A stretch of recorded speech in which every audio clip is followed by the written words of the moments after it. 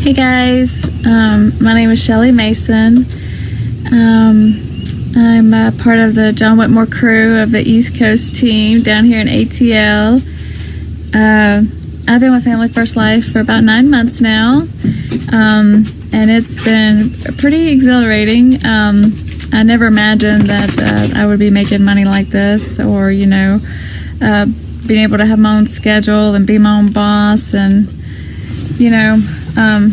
just really do the things that I wanted to do and maintain a business and be a mom. So I just feel so blessed that I was able to come upon Family First Life.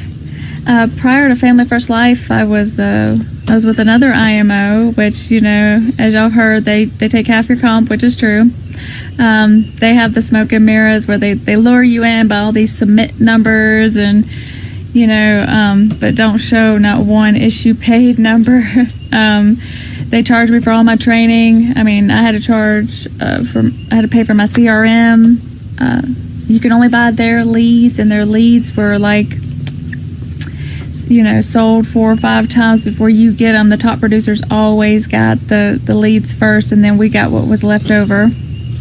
So that was horrible. It's horrific for, someone coming into this industry new and having to deal with that. So if you're a new agent and you're new to the industry and you've landed FFL first, you should feel so lucky and so blessed, because most agents don't get to this comp until years. They have to have full agencies. It's crazy. So, and FFL offers it straight from the get-go, which is awesome because, you actually can make some real money. You can get in here and actually make the 100K that you're talking about, or, as for FFL, it's kind of the low right now. But I just wanted to, get on here and just share some tips and stuff that I've learned along my journey being with FFL for about 9 months now.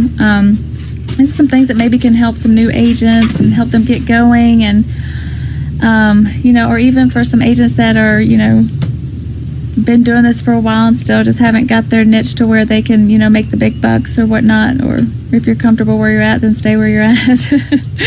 But as for me, sky's the limit. I want to try to make as much money as possible while I'm able to, while I'm healthy enough to, and provide the best for my children. So I wanted to talk about some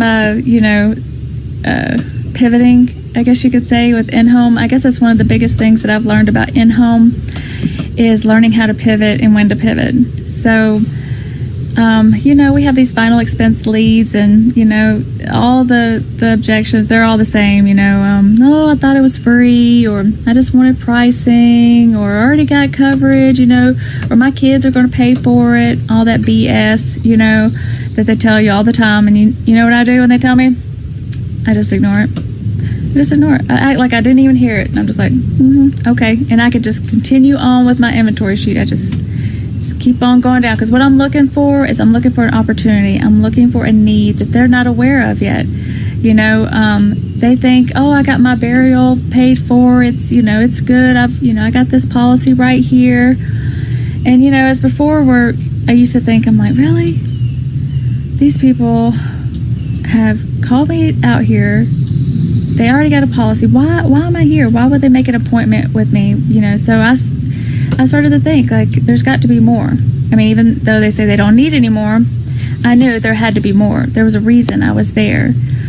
And so I just started digging. I started asking more questions. John Whitmore says all the time, ask more questions. You have to get to the root cause. And so what I started discovering is, if they've got burial, let's say it's legit, it's good. Well, okay, there's other opportunities there. You've got mortgage protection. Well, she's 60 years old. She may still have a mortgage. Did you ask her that? Does she have any debt in the home?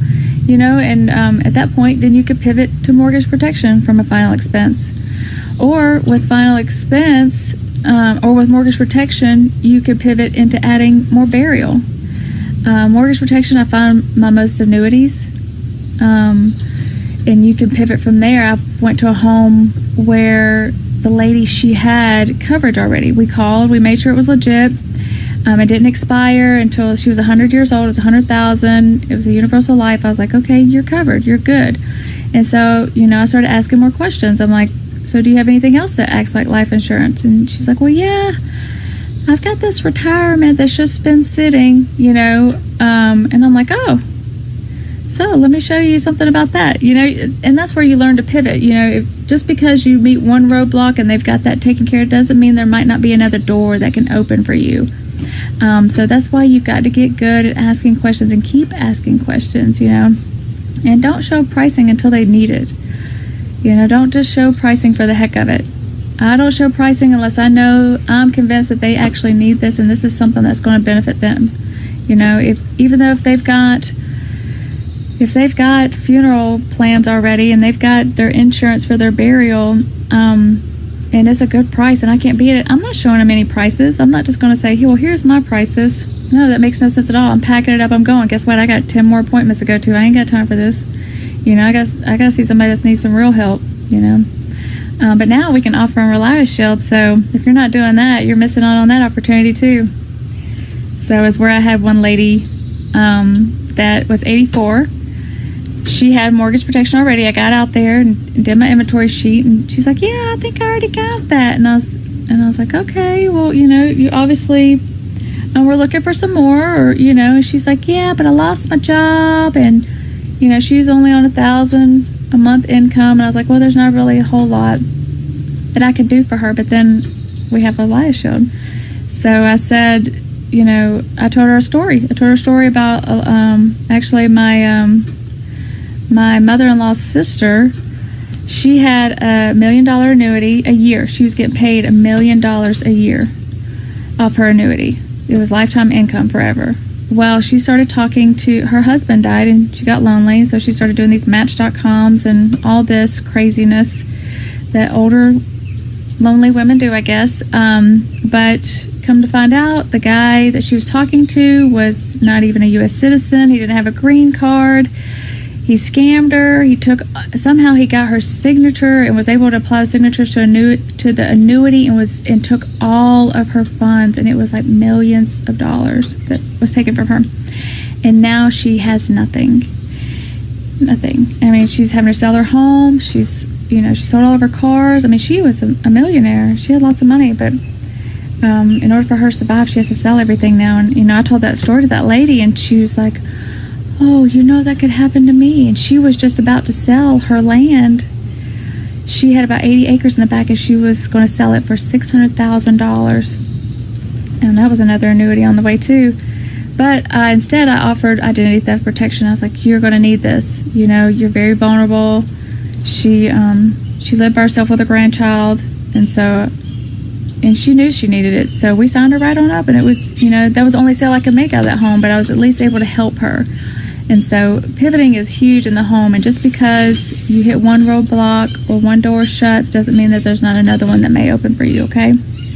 So I hope this helps with everything. I hope any new agents are able to use this and apply it out there in the field. And so thanks so much for having me on, and y'all have a great day.